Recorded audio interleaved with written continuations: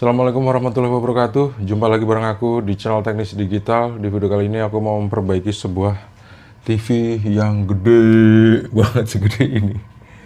TV ini tipenya adalah LG, mereknya adalah LG, tipenya adalah 42LF20 FRTA. Katanya rusak, mati total. Ayo ya, langsung kita coba cek, kita hidupin.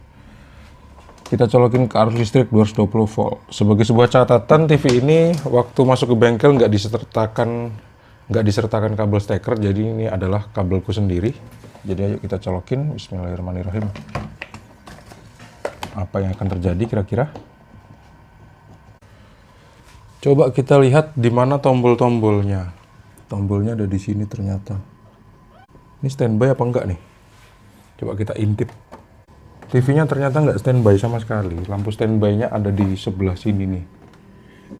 Lampunya nggak standby sama sekali. Mati pletes, mati total. Iya bener, dia mati total. Kita cabut lagi dari arus listrik 220 volt. Kok susah ya? Ini colokannya bagus sih soalnya. Jadi kalau udah nancep dicabutnya susah. Kelebihan dan kekurangan pakai colokan yang bagus.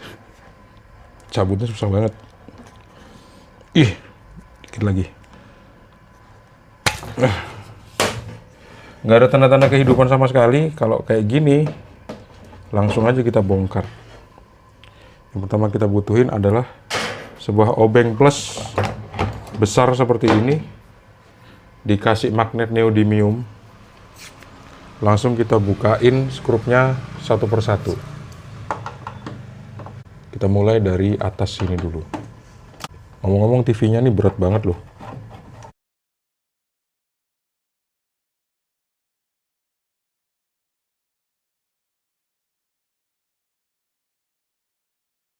Nah, dari sini kita bisa ngelihat PSU. Ini dia PSU-nya. Terus ini mainboard-nya. Speakernya ada 2 buah di sini. Kemudian ini adalah panelnya. Panelnya aja masih pakai Elco biasa nih, Elco besar. Memang TV tua sih. Kecurigaan utama kita kalau misalnya rusaknya adalah mati total, itu masalah ada di PSU. Jadi PSU-nya ini harus dicek ulang seluruh komponen-komponennya. Kayaknya sih banyak masalah di jumper. Kayaknya jumpernya banyak yang udah berkarat dan putus. Maka dari itu arus listrik 220 volt dari sini nih masuk ke kabel ini, dia nggak masuk gitu ke bagian komponen-komponen yang ada di sini, akhirnya nggak hidup sama sekali. Coba kita cek dulu fuse. Di sini ada sebuah fuse. Kita cek fuse-nya pakai avometer digital skala dioda. Kita cek fuse-nya, kira-kira fuse-nya nih masih nyambung apa udah putus. Kalau misalnya masih nyambung, bakal muncul angka 001. Kita lihat. Kita tempelin di sini. Di ujung ke ujung fuse-nya masih nyambung banget. Masalah utama sih kayaknya ada di jumperan yang udah rusak. Kita inget ya, ini kabel warna putih ada di atas, warna hitam, selongsong hitam ini ada di bagian bawah. Ini adalah kabel backlight. Kita lepas. Kita tekan seperti ini, terus kita lepas, kita tarik. Ini yang atas, yang kabel warna putih atau selongsong bening. Yang bawah warna hitam. Terus ini ada kabel data dari mainboard. Kita lepas, kita tekan dulu klipnya atau penguncinya. Terus sambil kita tarik pelan-pelan. Kita tekan atau kita longgarin ini, dilonggarin kayaknya. Soalnya ditekan nggak bisa. Tuh. Oh, ditekan. Ternyata ditekan. Kabel steker yang nyambung ke PSU kita lepas juga. Di sini ada 4 buah skrup yang butuh kita lepas. 1, 2, 3, 4. Sekarang kita tarik PSU-nya. Ini dia PSU-nya. Wah, ini sih banyak solderan yang retak juga ini di deket IC backlight ini, IC driver backlight ini ada semacam solderan yang retak, kelihatan dari fisiknya soalnya. Ini harus kita cuci, kita jemur sampai benar-benar kering, terus kita solderin ulang, terus kita cek. Sambil kita cek seluruh jumper-jumpernya. Ini pasti banyak yang putus kalau misalnya kondisinya seperti ini. Nih, tuh. Terutama kita akan cek di bagian primer, di bagian sini nih. Nah, daerah sini. Ini nih. Pasti ada yang bermasalah nih.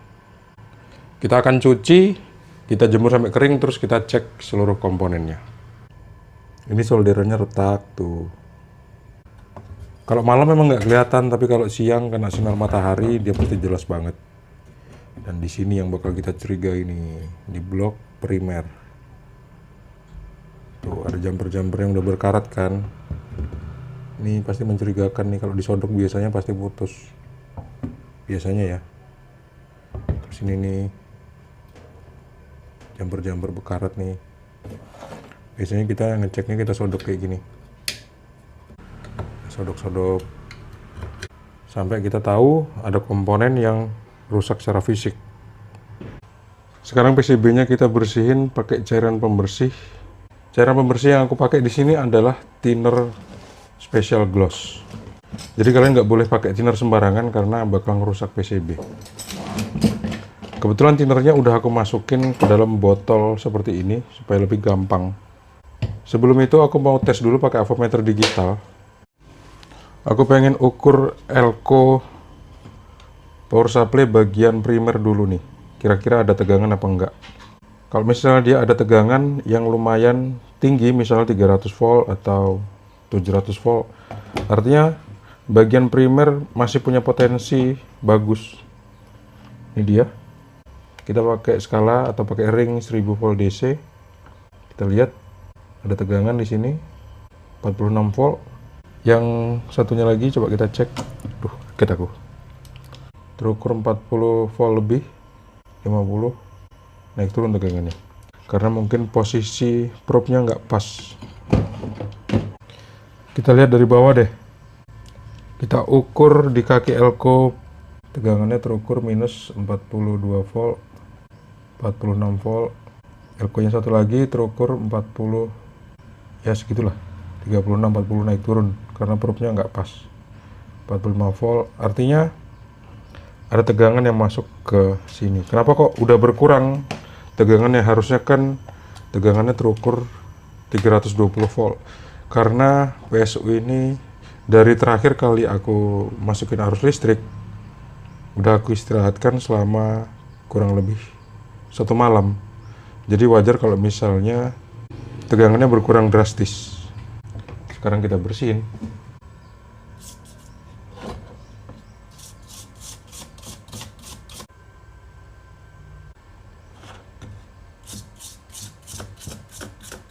Pembersihan ini akan menghilangkan karat-karat dan menghilangkan bekas-bekas lem-lem atau flux yang pernah ada di PCB ini. Sekarang kita jemur sampai benar-benar kering di bawah terik matahari seperti ini. Ini masih pagi sih. Ya dijemur sekitar 4 jam 5 jam lah. Pokoknya sampai jam 1 siang atau jam 2 siang nanti baru benar-benar kering biasanya. Pastikan bagian bawah dan bagian atas itu benar-benar kering sebelum kita solderin ulang. Sekarang waktunya kita angkat dari panas terik matahari. Kayaknya sih udah kering banget. Terus coba kita cek komponen mana yang kira-kira retak rambut solderannya, terus kita solder ulang, terus kita tes kira-kira PSU yang habis kita bersihin dan kita solder ulang itu sembuh apa enggak. Ini dia nih, udah kering banget dan sekarang ini panas banget, masih belum dingin, baru aja diangkat dari jemuran. Udah kelihatan yang retak-retak sih soalnya, jadi tinggal kita solderin aja. Kayak misalnya ini retak rambut, solderin semuanya tanpa kecuali. Adalah yang kecuali SMD ini nggak usah disolderin. Habis itu barulah kita bersihin lagi, kita jemur lagi, kita tes lagi. Setelah penjemuran pencucian, penyolderan. Tiba saatnya untuk dipasang lagi, terus dites kira-kira gimana hasilnya. Normal apa enggak dia. Di sini ya, nih aku perhatiin. Di sini ada bekas gosong nih. Nih, apa nih? Kayaknya sih tegangan tinggi. Ada yang meledak di situ, tapi nggak tahu apa yang meledak. Ini jelas bekas gosong. Udah deh, kita pasang PSU-nya seperti ini. Kita pasang skrup-skrupnya, terus kita tes kira-kira normal apa enggak dia. Kita boleh pasang 2 dulu atau pasang semuanya, bebas. Kali ini aku mau pasang semuanya. Pastikan kalau masang PSU skrupnya dipasang juga, karena PSU itu membutuhkan ground body biasanya. Kita pasang kabel datanya. Masuknya agak susah ini kabel datanya. Oke, kok kayak nggak rapet gitu. Cabut lagi kalau nggak rapet. Pastikan posisinya bener. Biasanya kalau salah posisi dia nggak bakal masuk kok, jadi tenang aja. Kalau mungkin ada yang nggak bener, mungkin kakinya ada yang bengkok seperti yang sekarang ini. Kakinya ada yang bengkok, pantesan susah masuk. Jadi kita lurusin supaya masuk pas di lubangnya. Iya, aku rasa udah pas. Nah, ternyata susah masuk karena ada pin yang bengkok. Sekarang kabel ini putih di sini, hitam di sini. Kita colokin stekernya yang ini nih ke sini. Terus kita pasang steker. Kita colokin stekernya. Kita saksikan sama-sama ya. Kira-kira gimana setelah dicolokin ke arus listrik 220 volt. Bismillahirrahmanirrahim. Nggak ada tanda-tanda bekerja sama sekali nih. Standby pun enggak. Nggak ada tanda-tanda kehidupan sama sekali. Ternyata setelah pembersihan dan penyolderan ulang masih belum berhasil. Kalau gitu, aku mau bongkar lagi, berarti pekerjaannya belum selesai. Bongkar lagi, kita cek kira-kira bagian mana yang jadi penyebab kerusakan. Coba kita ukur elko tegangan tingginya. Elko tegangan tingginya ini 450 volt. Harusnya ada tegangan 320 volt di situ. Kalau misalnya ada tegangan 320 volt, ada kemungkinan bagian primernya itu bekerja. Nih ya. Kita ukur pakai avometer skala DC 1000 volt. Kita lihat berapa tegangannya sebetulnya. Tegangannya 22 volt. Nggak mungkin, aturan tegangannya jauh lebih tinggi. Coba sekarang sambil kita hidupin, kita cek tegangan DC-nya berapa nih kira-kira. Bentar aja. 329, 300 lebih. Hati-hati ya, ini tegangan tinggi. Tuh, 300 lebih. Tapi kalau udah dicabut, coba kita tes. Cepet banget turunnya. Tuh, dari 320 ke 240, 230, dan terus habis. Kita akan bongkar lagi, kita cek komponen dari power supply-nya. Bentar-bentar guys. Kayaknya power supply-nya udah normal ini. Kenapa? Karena barusan aku pengen coba tes ukur tegangan output dari PSU-nya. 12 volt dan yang lain-lain tuh di sini. Tapi begitu aku colokin, aku tahu dan ngelihat di sini nih ada LED yang nyala warna merah hijau. Terus aku lihat di situ lampu standby-nya tuh ternyata hidup. Nih, coba aku colokin lagi. Tuh. Merah dia. Dan tuh nyala kan? Sekarang coba kita tekan ini. Power. Tuh. Lampunya hijau tuh. Nih. Nyala. Cuman nggak tahu layarnya nyala apa enggak nih, nggak kelihatan. Tuh, layarnya nggak hidup. Backlightnya nggak hidup. Apa salah pasang kabel backlight ya? Kebalik. Cabut dulu deh. Ternyata kabel backlightnya nggak masalah kok. Masangnya bener, yang putih di atas, yang hitam di bawah. Seperti ini. Coba deh, kita ulangi lagi ya. Kita colokin ke arus listrik 220 volt. Kita perhatiin di situ tuh. Nanti ada lampu nyala tuh. Tuh kan, hijau, terus ke merah kan. Dan lampu standby-nya nyala tuh. Kalau gitu, kita tekan ini deh. Nih, kita tekan CH. Kita lihat apakah ada perubahan. Ada di sana perubahannya. Lampu LED-nya nyala jadi warna hijau tuh. Dan lampu merahnya hilang warnanya. Artinya TV ini udah on. Lihat di situ ada LED juga di bagian tikon tuh, warnanya biru nyala. Cuman backlightnya nggak hidup. Nih. Tapi dia kembali lagi standby tuh. Kita tekan CH lagi ya. Sekali. Tuh dia hidup warna hijau. Kita tunggu beberapa saat. Karena dia nggak mau on. Backlightnya nggak hidup. Akhirnya dia kembali lagi ke mode standby tuh.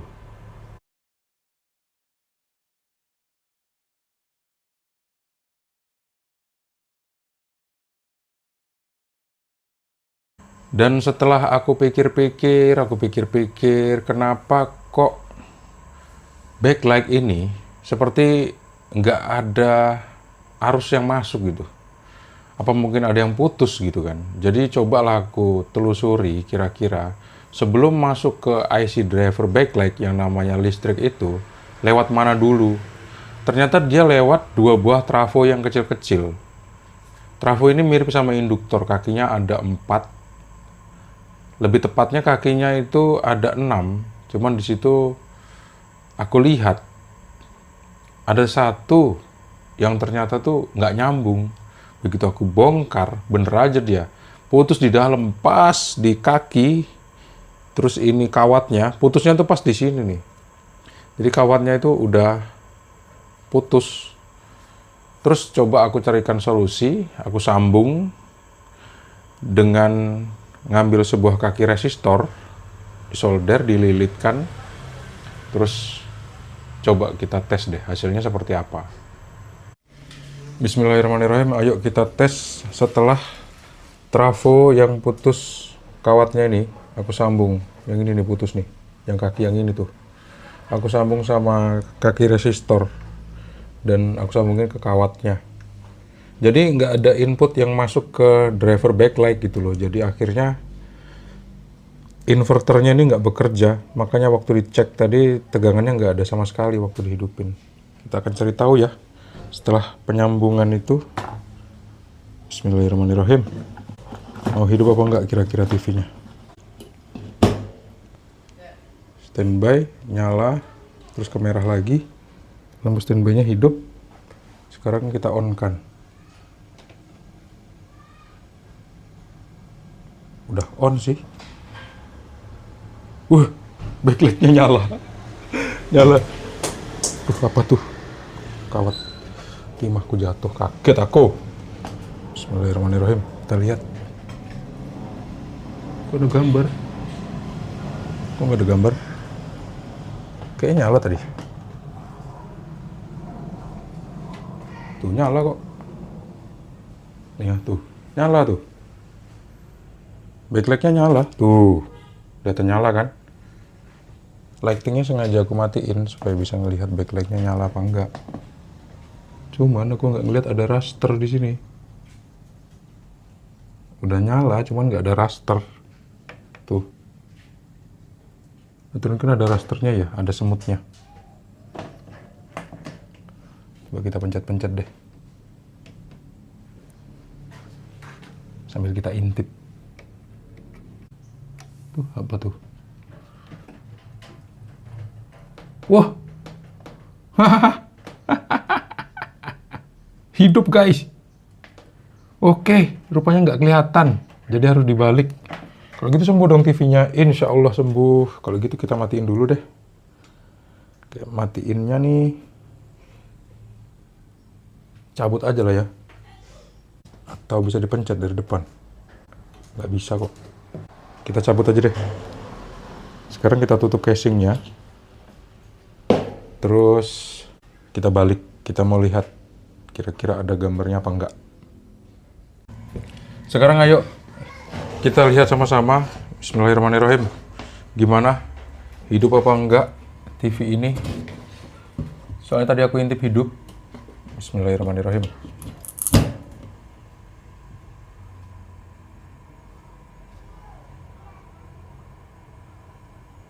Hah?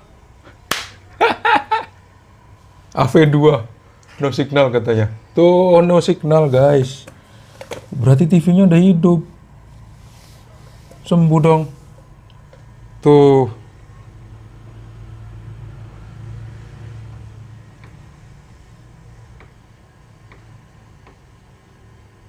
Tinggal kita masukin input aja nih.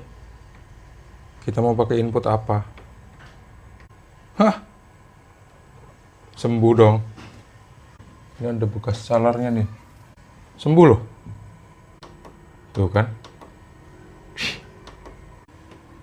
Coba TV supaya kita bisa ngelihat raster. Tuh kan. Hah? Sembuh. Tinggal cari input. Insya Allah udah bisa dipakai dengan normal ini. Ternyata memang PSU-nya butuh diobrak-abrik. Di sini diklaim sama dia Full HD 1080p. Sayangnya dia nggak bisa pakai input USB karena ini TV lama. Jadi harus pakai STB. Oke lah, yang penting udah sembuh. Setelah aku coba, TV-nya normal. Aku udah puter film itu sampai 2 film. Jadi durasinya itu sekitar 4 jam non-stop. Bagus. Gambarnya ya sesuai sama kualitas TV zaman dulu lah. Nggak setajam-tajam TV-TV yang keluaran terbaru. Dia Full HD, tapi aku setel film yang resolusinya mungkin agak sedikit lebih kecil, supaya lebih gampang dipindahkan aja filenya. Karena aku nyetelnya pakai flash disk, menggunakan STB ini, STB yang harganya murah. Ini mereknya adalah Freebox DV3T2H1SE. Waktu dicolokin HDMI atau RCA ke TV-nya, itu bakal muncul pesan audio not support. Jadi file dari flash di sini yang bentuknya adalah MP4, itu audionya aku harus konversi dulu ke AAC, baru bisa keluar suaranya. Kalau nggak kayak gitu, nanti bakal muncul tulisan audio not support. Kayak gitu ya. Akhirnya sembuh TV-nya. TV ini insya Allah masih bisa dipakai lebih dari 6 bulan lah. Setahun bahkan 2 tahun masih bisa dipakai. Tergantung dari jenis kerusakannya. Kalau kerusakannya seperti ini, aku yakin masih bisa bertahan sampai 2 tahun. Terima kasih teman-teman sudah menonton video ini sampai habis. Jangan lupa untuk klik like, subscribe, dan bagikan video ini ke teman-teman kalian. Sampai jumpa di video selanjutnya. Assalamualaikum warahmatullahi wabarakatuh. See you and bye-bye.